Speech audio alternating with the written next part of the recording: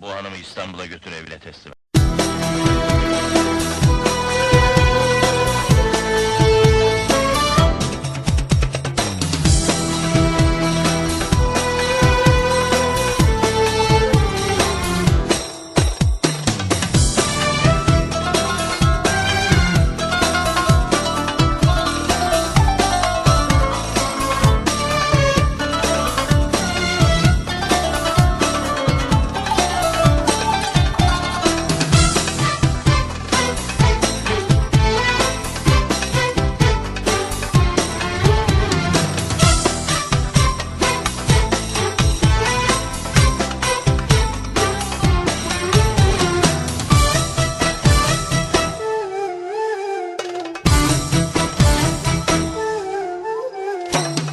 Söyleyin ne verdi dertlerden başka, İstemem gelmesin, aşkımız gitsin.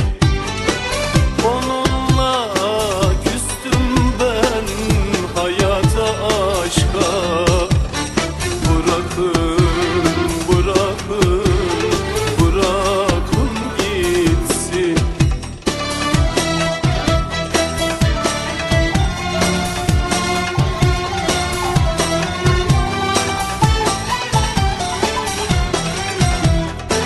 Bir kere insanın şansı gülecek, sevgili dediğin kıymet bilecek. Bu dünya o yokken elbet dönecek. Bırakın, bırakın, bırakın gitsin.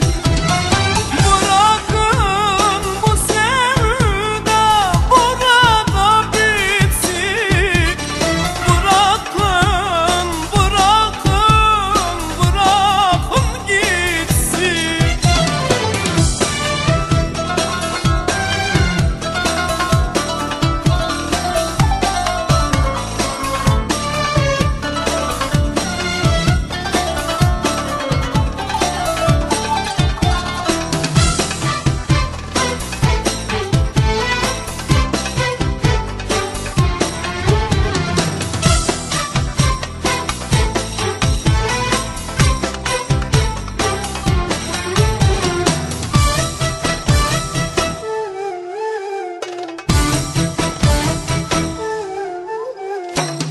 Sevilmek çok ona, sevip de görsün.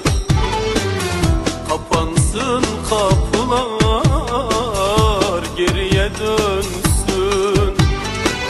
Onun da gün gelir, umudu sönsün. Bırakın, bırakın, bırakın gitsin.